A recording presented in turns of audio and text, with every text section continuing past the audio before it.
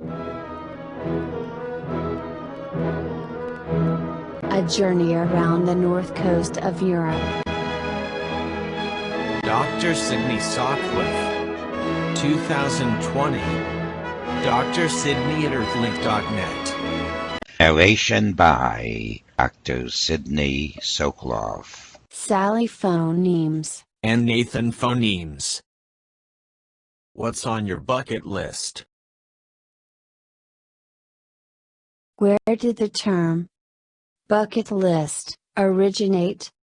The Bucket List was a 2007 American comedy drama film, directed by Rob Reiner, and starring Jack Nicholson and Morgan Freeman. The main plot follows two terminally ill men, portrayed by Nicholson and Freeman, on their road trip, with a wish list of things to do before they kick the bucket, from which the movie's title gets its name. Here are some top picks for a European cruise. Stockholm, St. Petersburg, Tallinn, Helsinki, Berlin, Copenhagen, Amsterdam, Le Havre. The Baltic Sea and the North Sea are both seas of the Atlantic Ocean. Europe is bounded on the north by the Baltic Sea and the North Sea, as it is on the south by the Mediterranean Sea. Both the Baltic Sea and North Sea are much smaller than the Mediterranean Sea. The Mediterranean is 965,000 square miles in area, as compared to the Baltic at 146,000 square miles, and the North Sea at 290,000 square miles. Just like the Mediterranean Sea was an inland sea, and a route for international commerce and travel dating from ancient times, both the Baltic Sea and the North Sea served a similar role in later times, and even up to the present day. Why go to the north coast of Europe? Many European capitals and major cities of interest are within easy reach of the north coast. These include London, Paris, Amsterdam, Copenhagen, Berlin, Stockholm, Helsinki, and St. Petersburg. Other historic and scenic places are Normandy, Bruges and Brussels, Warnemünde and Rostock, Gdansk, Tallinn, and Riga. How to go? The two basic choices are by land and by water.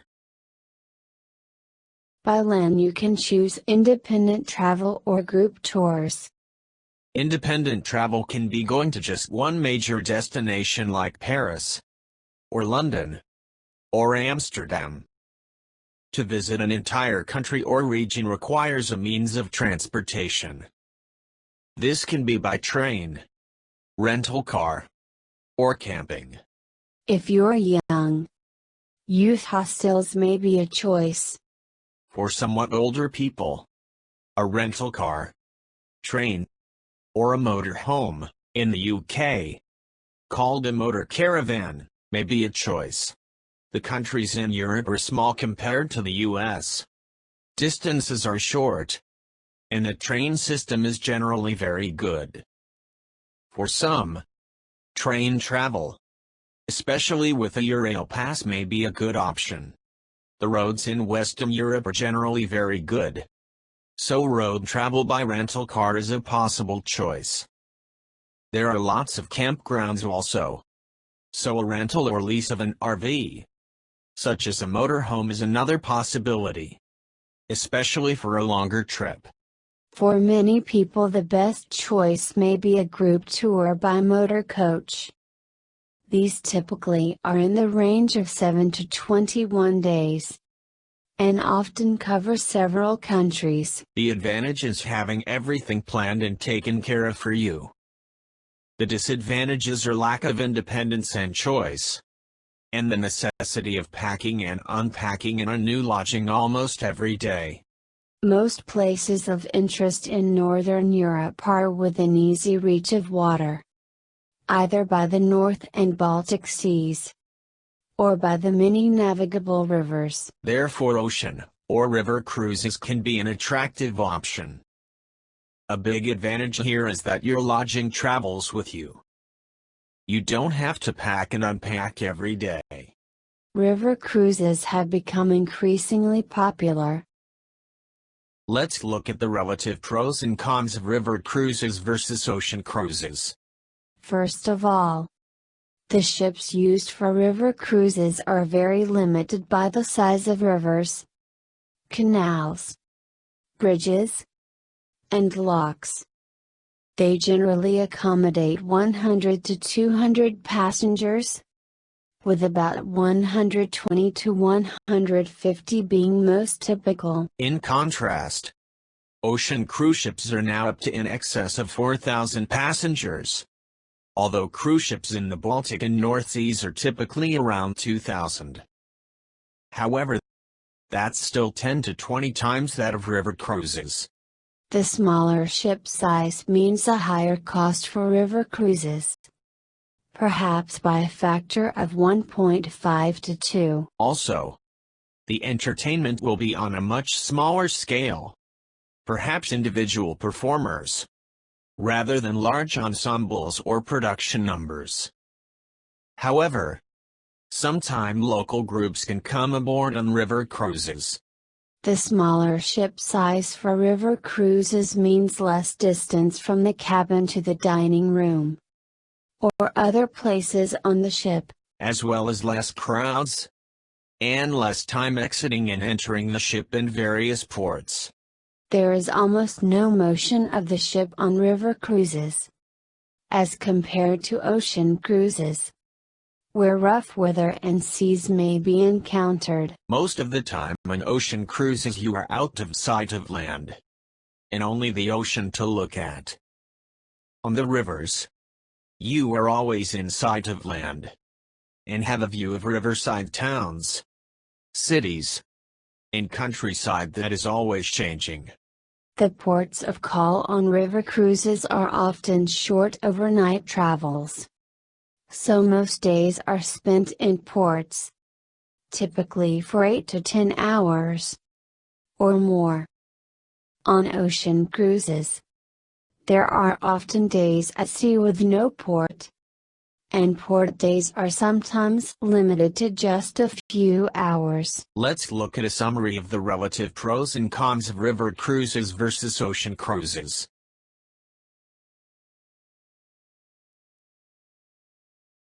How to get there. From here in the villages, there are two basic choices in getting over there, that is by air or by sea. By sea would require a transatlantic cruise from a nearby port, Port Canaveral, Port Everglades, Fort Lauderdale, or the Port of Miami. Transatlantic cruises from Florida ports, Fort Lauderdale and Miami, to Europe are repositioning cruises, in which ships are transferred from many cruises in the Caribbean to mostly Mediterranean ports. These transatlantic cruises from Florida ports to Europe are from late February through April, or early May. Most of these are in April. Very few transatlantic cruises go from Florida ports, Fort Lauderdale and Miami, to northern European ports, and these are all in April. The most numerous transatlantic cruises from Florida ports are from Fort Lauderdale to Amsterdam or Rotterdam in the Netherlands. These are all in April. And in 2020, there are 6 cruises, with durations ranging from 16 to 31 days. There are also a few transatlantic cruises from Florida ports to Copenhagen. These are all in April. And in 2020, there are 3 cruises that end in Copenhagen, and 2 other cruises that have a port call in Copenhagen as part of a Baltic cruise. Returning from Europe, the situation is similar, except that now ships are leaving Europe starting in mid-October and going through November. For example, from either Amsterdam or Rotterdam to Florida, there is only one cruise, that being a 29-day cruise from Rotterdam to Fort Lauderdale.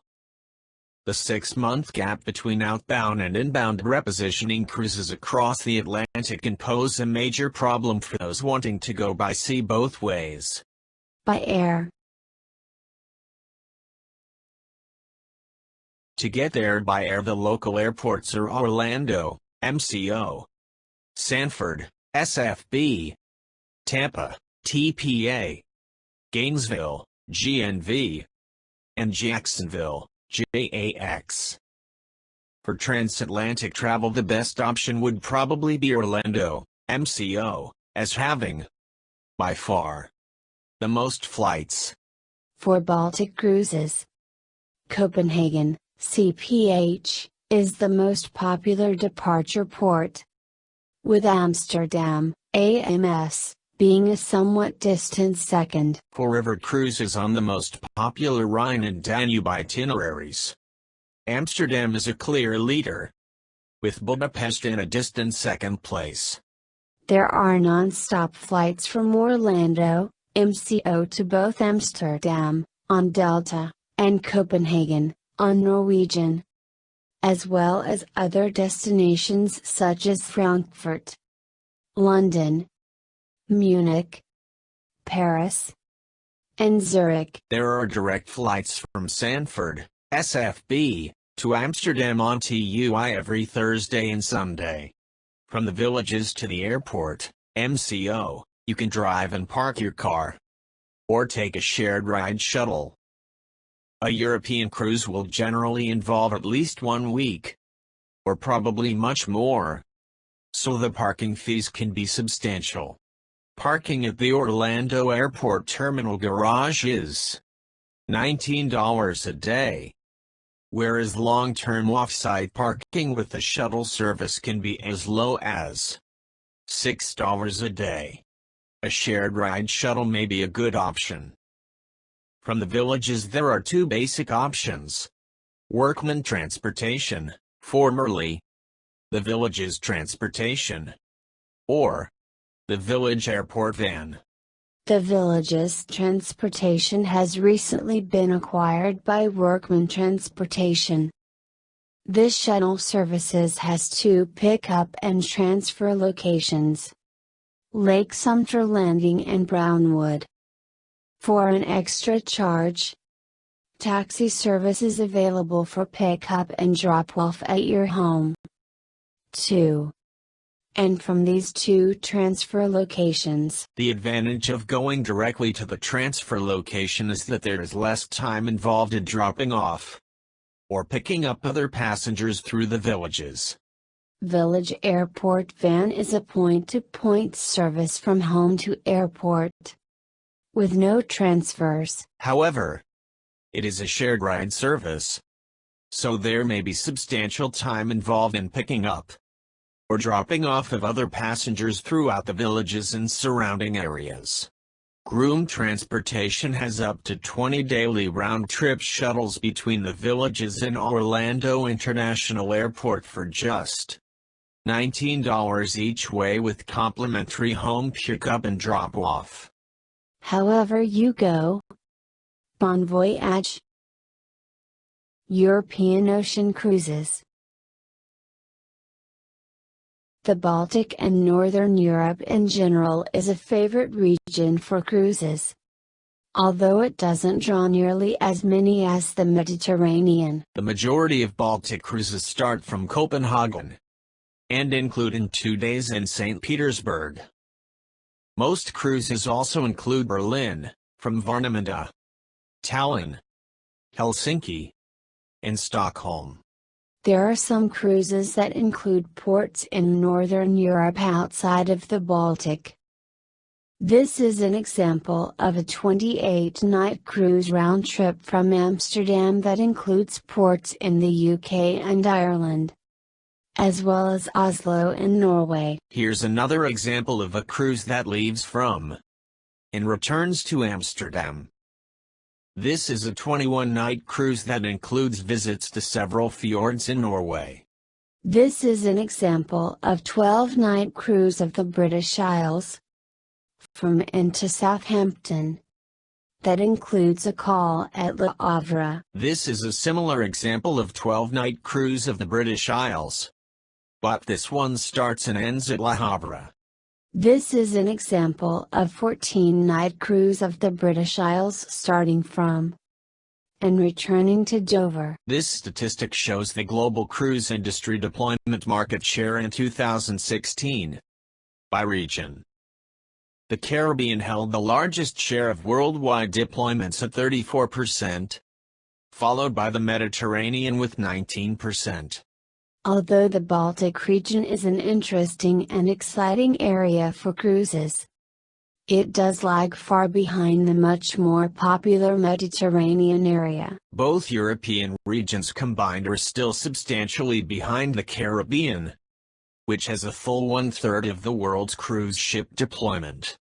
The Caribbean offers many cruise opportunities, especially from nearby ports such as Port Canaveral, Port Everglades, and the ports of Miami and Tampa. Europe, especially Western Europe, is a favorite destination for river cruises. That is especially the case of the short distance and the availability of rivers navigable by cruise ships of moderate size, 125 to 200 passengers. Many important cities and points of interest are accessible by river cruises in Northern Europe. The rivers on the Mediterranean side of Europe are generally much shorter and less navigable than the northern rivers such as the Rhine and Danube. This has to do in part with the greater rainfall in the north as well as the less mountainous landscape. There are many navigable rivers. The distances are relatively short, and the countryside is replete with a wide range of scenic, historic, and cultural sites. This map shows river cruises through Western and Central Europe. This is an example of European river cruises on July 1, 2020. There are 46 in total, of which 41 are in Northern Europe, and 1 in Portugal, and none in the Mediterranean region. This is an example of European river cruises on July 2, 2020. There are 39 in total, of which 35 are in Northern Europe, and 1 in Portugal, and 1 in the Mediterranean region, on the Rhone from Mari to Liu. This is an example of European river cruises on July 3, 2020. There are 37 in total, of which 29 are in Northern Europe, and 3 in Portugal, and 1 in the Mediterranean region, on the Po to Venice. This is an example of European river cruises on July 4, 2020. There are 53 in total, of which 49 are in Northern Europe, and 4 in Portugal, and 1 in the Mediterranean region, on the Rhone from Liu. This is an example of European river cruises on July 5, 2020.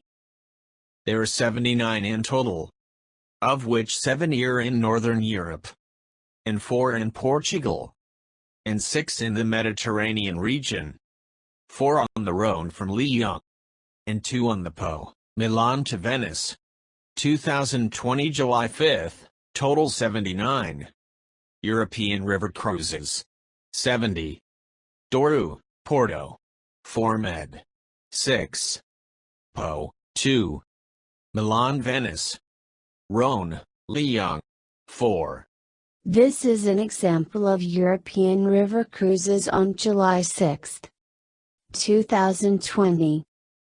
There are 28 in total, of which 24 are in Northern Europe, and none in the Mediterranean region. This is an example of European river cruises on July 7, 2020. There are 50 in total, of which 45 are in Northern Europe, and 3 in Portugal, and 6 in the Mediterranean region, and 9 on the Rhone from Lyon. If we take the week of July 1st through 7th of 2020 as an example, there were 332 river cruises worldwide. Of these, there were 293 in Europe. Of the 293 European river cruises, only 19 were in the Mediterranean, and an additional 19 were on the Douro River in Portugal. This is a list of all river cruises worldwide scheduled for the year 2020. We see that of the almost 14,000 river cruises for 2020, the great majority are in Europe. 11,131 or 91%. And of those in Europe, most are in Northern Europe. Especially the Rhine and Danube. 8,643 out of 11,131, or 76%. River cruises are becoming increasingly popular. Europe is an important destination for river cruises, especially on the Rhine and the Danube. We will look primarily at the most popular river cruises in Europe, those on the Rhine and the Danube.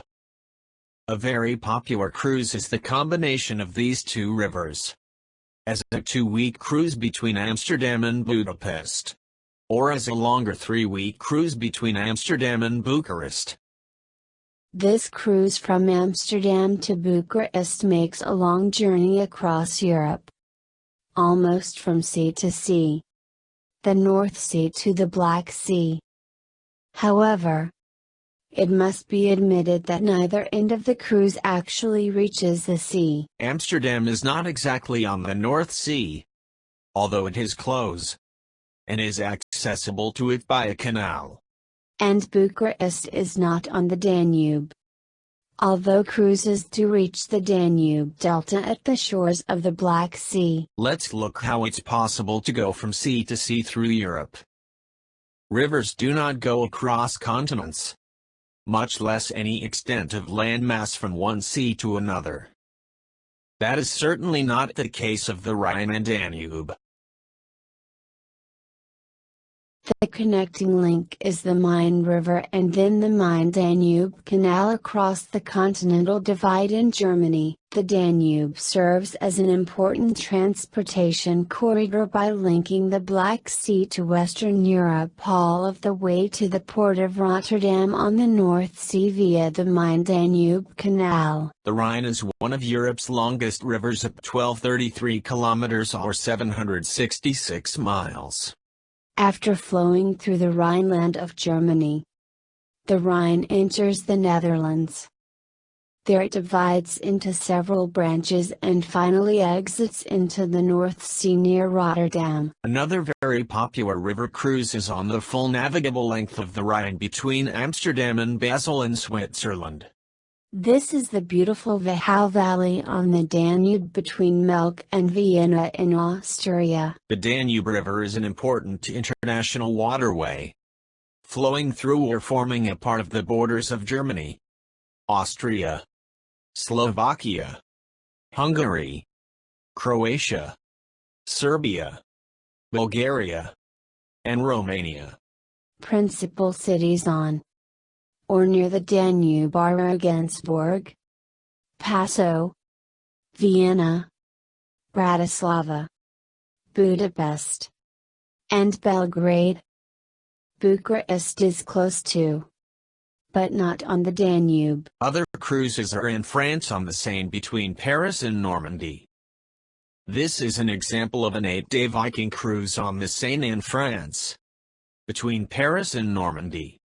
There is the Bordeaux region of France on the Dordogne, Garonne, and the Gironde rivers to explore the most famous vineyards in the world. This is an example of an 11-day cruise in the Bordeaux region of France.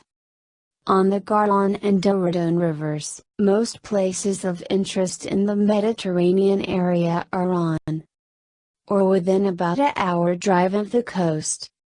So travel by cruise ship is a very good option. Because of the mountainous terrain close to the Mediterranean, the rivers are generally very short and not navigable by cruise boats.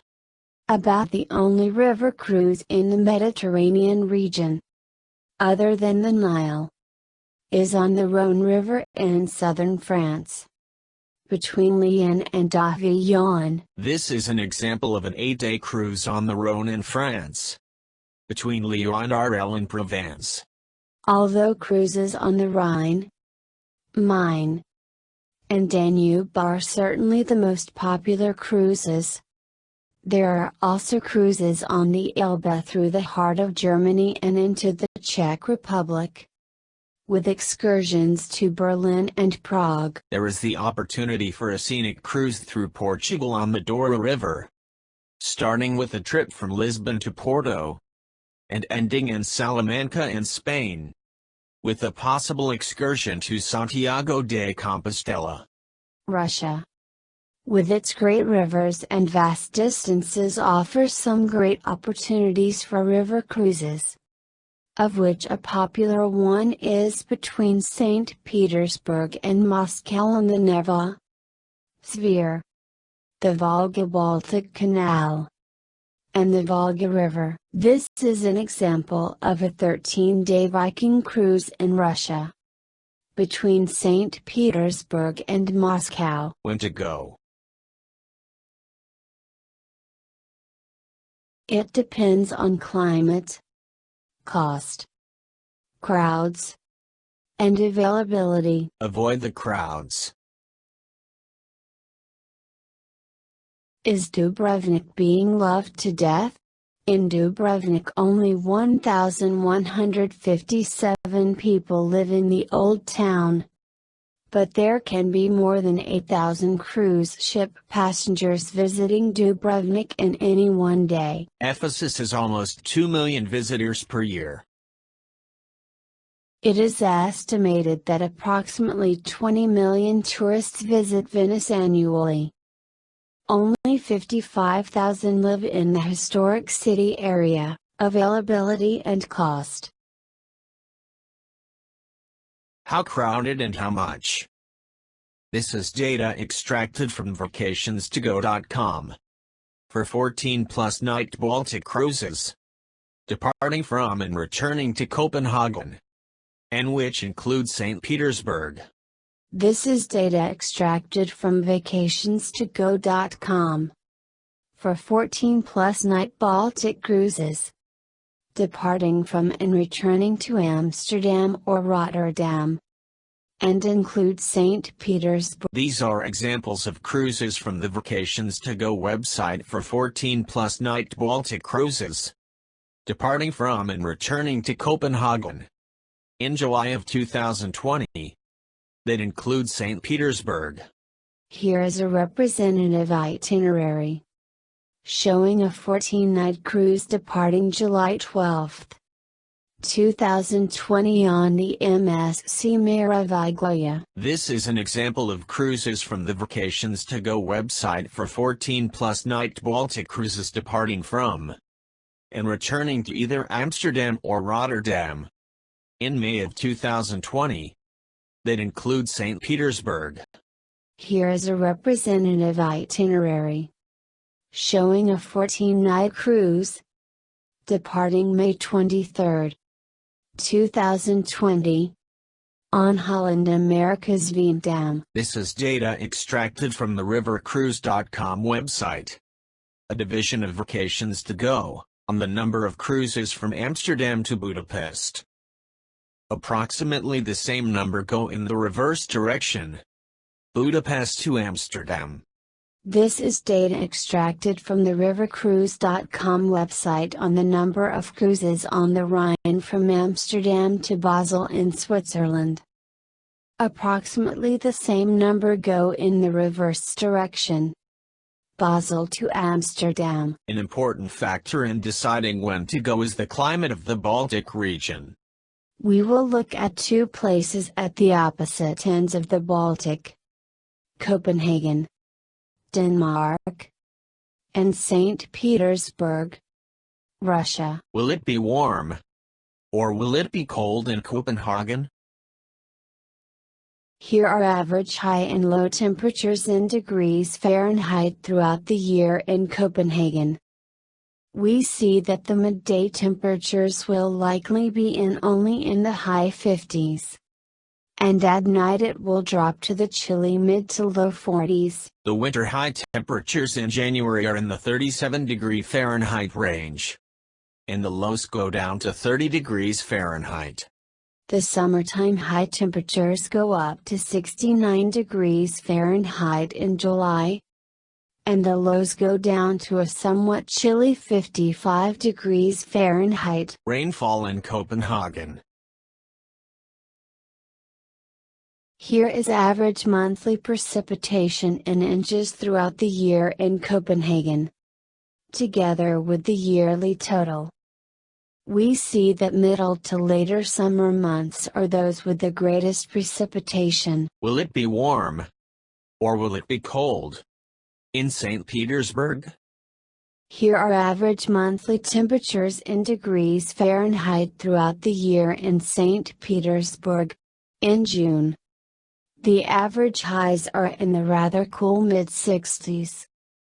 The temperature will drop down to around 50 degrees Fahrenheit at night. Here are average monthly temperatures in degrees Celsius throughout the year in St. Petersburg. We see that the temperatures stay below freezing, 0 degrees Celsius, for most of the winter months.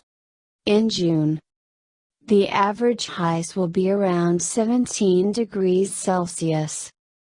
Overnight the temperature will drop down to around 10 degrees Celsius.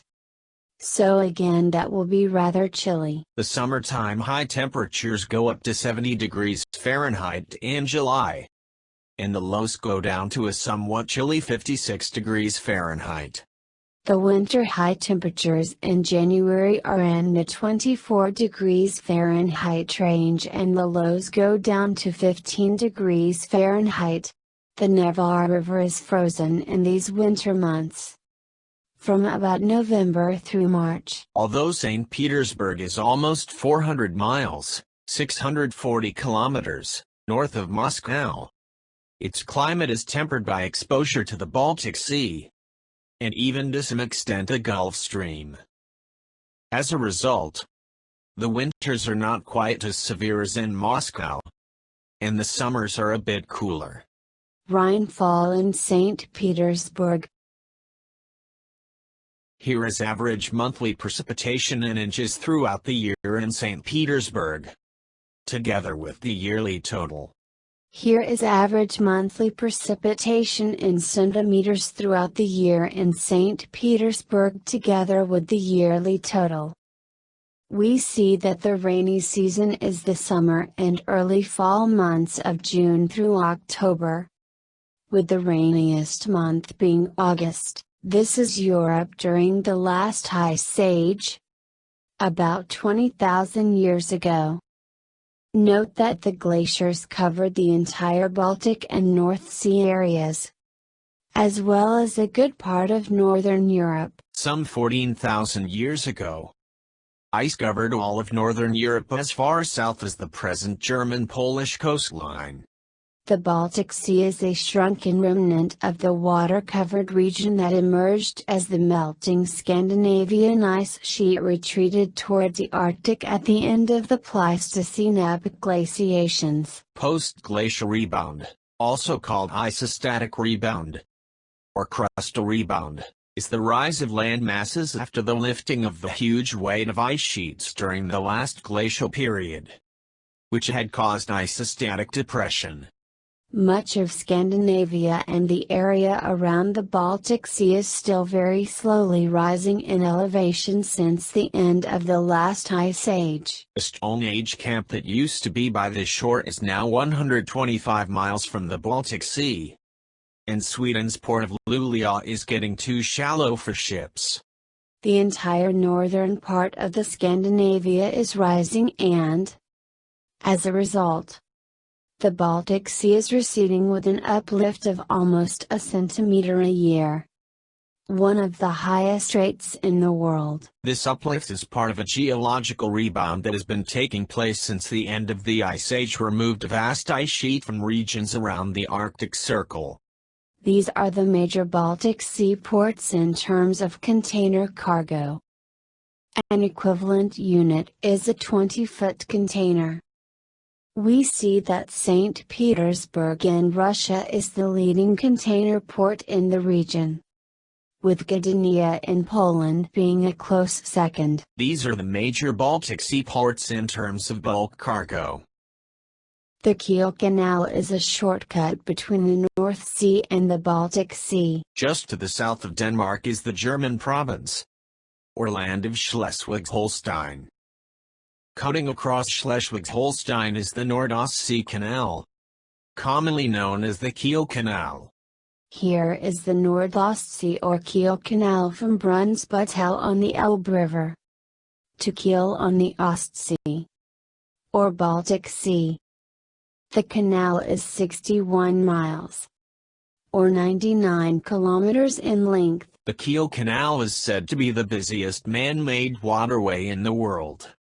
Over 40,000 ships pass through every year, an average of 114 ships per day, as well as around 25,000 private yachts during the summer. This is to be compared to the Panama Canal with 14,000 ships per year, an average of about 40 per day. The Kiel Canal was completed after 8 years of work, and opened in 1895 by Kaiser Wilhelm II. It was originally called the Kaiser Wilhelm Canal. The Kiel Canal reduces the distance between the North Sea and the Baltic by not having to go up and around the Danish peninsula of Jutland, by an average of about 210 miles, or 330 kilometers. The Kiel Canal not only saves a lot of time, but avoids potentially dangerous storm-prone waters of the Skagerrak at the northern tip of Jutland between Denmark and Norway. What time is it in the Baltic region? Here are the European time zones. Denmark, at the western end of the Baltic, is a GMT plus 1, which is 1 hour ahead of Greenwich Mean Time. St. Petersburg in Russia, at the eastern end of the Baltic, is at GMT plus 3, which is 3 hours ahead of Greenwich Mean Time. When it's 12 noon in London, it is 1 p.m. in Copenhagen and Berlin. When it's 12 noon in London, it is 2 p.m. in Helsinki, Finland and in the Baltic states. And 3 p.m. in St. Petersburg, Russia.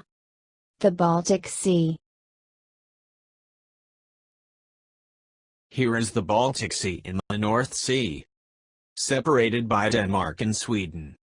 The Baltic Sea extends northward from the latitude of southern Denmark, almost to the Arctic Circle, and separates the Scandinavian peninsula from the rest of continental Europe. The Baltic Sea is the largest expanse of brackish water in the world.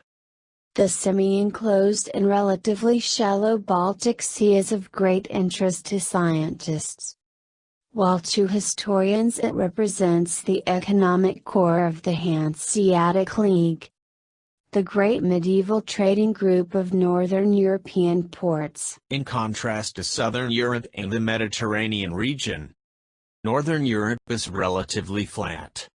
In fact, most of northern Europe adjacent to the North and Baltic Seas, and even well beyond, is part of the Great North European Plain that extends from France and the UK eastward to the Ural Mountains of Russia. The major mountains in this northern European region are those in Norway and Sweden, as well as some smaller mountains in the northern part of the UK, and in Scotland and Ireland, as well as southern Germany and France. The many names for the Baltic Sea attest to its strategic position as a meeting place of many countries.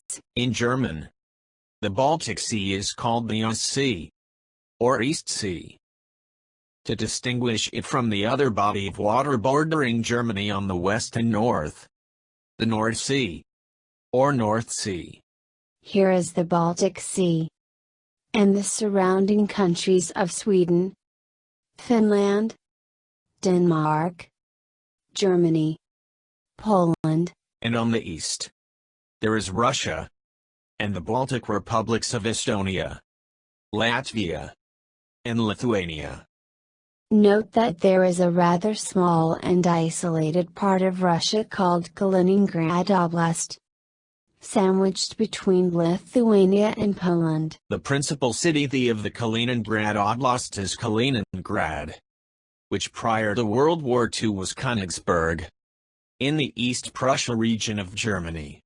The Baltic Sea includes the Gulf of Bothnia, the Gulf of Finland, and the Gulf of Riga. The Baltic Sea is a little more than 1,000 miles, 1,600 kilometers, long, with an average width of about 120 miles, 190 kilometers.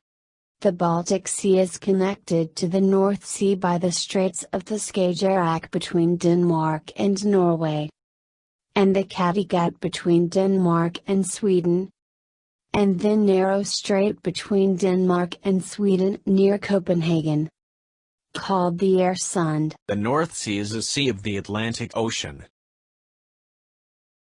On the western side of northern Europe is the North Sea, between Denmark and the UK. The North Sea is between Denmark Peninsula of Jutland and Norway on the east, and the UK on the west. To the south are the Low Countries of Belgium and the Netherlands, and northwestern Germany. Just to the north of Scotland are the British island groups of the Shetland Islands and Orkney Islands. Beyond the Shetland Islands and Orkney Islands, the North Sea merges imperceptibly with the Norwegian Sea and the wider Atlantic Ocean. There is a little bit of France near Calais and Dunkirk on the Strait of Dover bordering the North Sea. Principal cruise ship ports in the North Sea and English Channel areas are Amsterdam and Rotterdam in the Netherlands, Dover and Southampton in the UK, and Le Havre in France. Dover, 78 miles, and Southampton, 79 miles, are the two cruise ship ports in the UK that are closest to London, and Le Havre in France is the port closest to Paris, 122 miles away. The ease of communications across the Mediterranean Sea made it the inland sea of early civilizations. The Mediterranean region was dominant in Western civilization from ancient times through the Renaissance period to about the 1500s. Then began the ascent of Europe north of the Alps, and later on North America. The Baltic region and northern Europe lagged behind the Mediterranean region primarily because of climate, especially the lingering effects of the last ice age. The colder climate in general, the shorter growing season. Also, the dense forests and vegetation of the wetter and tougher soil made farming much more difficult until the development of better plows and harnessing of draft animals. Farming spread from the Fertile Crescent of the Middle East throughout the Mediterranean region, while northern Europe was still populated by hunters and fishermen. From around 5500 BC, farming spread to a large part of Central Europe north of the Alps. The next expansion was around 4000 BC, when farming appeared in Northern Europe, and the British Isles. Better agricultural technology and increased productivity, the industrialization of Northern and Western Europe, and the shifting of the important trade routes from the Mediterranean to the Atlantic, all led to a decline in importance of the Mediterranean region. A major factor in the decline of the Mediterranean in importance was the Industrial Revolution, starting in the mid-1700s. The two fundamental resources of which were coal and iron. Here is a map of coal and iron resources of Europe in the present, but is nevertheless representative of the past. We see that coal is found in Northern Europe, mostly in Britain, France, Belgium, and Germany. Iron ore is also mostly in Northern Europe, with very little in the Mediterranean region. The development of oceanic shipping affected the entire Mediterranean.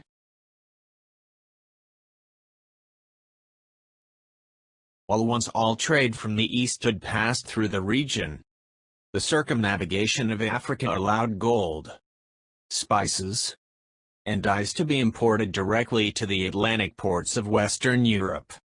This was the route taken by ships in Columbus' day, around the southern tip of Africa, and eastward to the Spice Islands of Asia. With the opening of the Suez Canal in 1869, the Mediterranean resumed its importance as a link on the route to the east.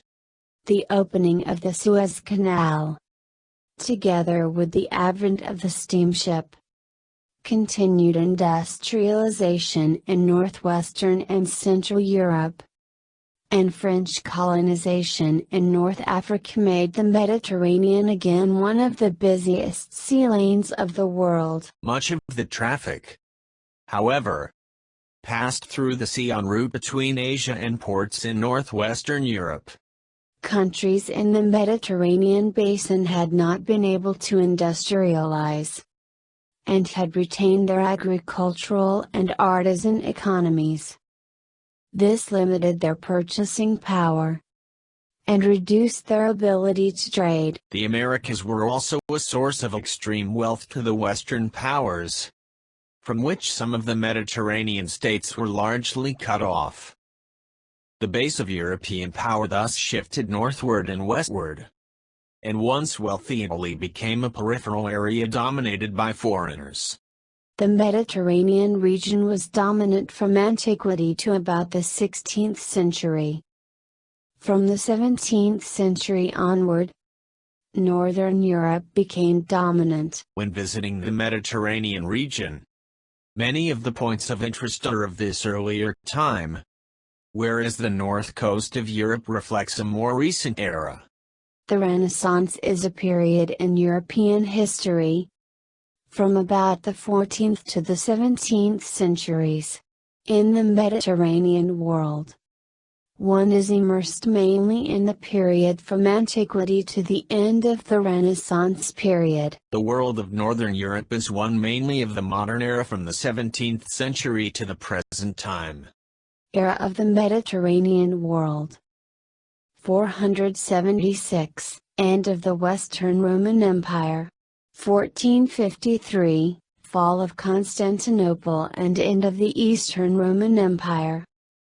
14th to 17th centuries, Renaissance centered in northern Italy. Dominance now shifting to northern Europe. 1497, Vasco da Gama opened a new route to Asia around the Cape of Good Hope. 1492, Columbus sailed across the Atlantic Ocean. 1517, Protestant Reformation. 1588, defeat of the Spanish Armada by the English. 1776, first efficient steam engine developed. 1776, American Revolution. 1789, French Revolution. In recent years, more than 60,000 vessels entered or left the Baltic Sea via Soclof, at the northern tip of the Danish peninsula of Jutland. In contrast, more than 120,000 ships pass through the Strait of Gibraltar every year, and almost 20,000 ships pass through the Suez Canal, at the eastern end of the Mediterranean. So, the Mediterranean is twice as busy as the Baltic in terms of ship traffic, and also serves as a connecting link between the Atlantic Ocean and Asia via the Suez Canal. The Mediterranean Sea is among the world's busiest waterways, accounting for 15% of global shipping activity by number of calls and 10% by vessel deadweight tons. I'm always available to answer your questions at trasydney@earthlink.net. The end.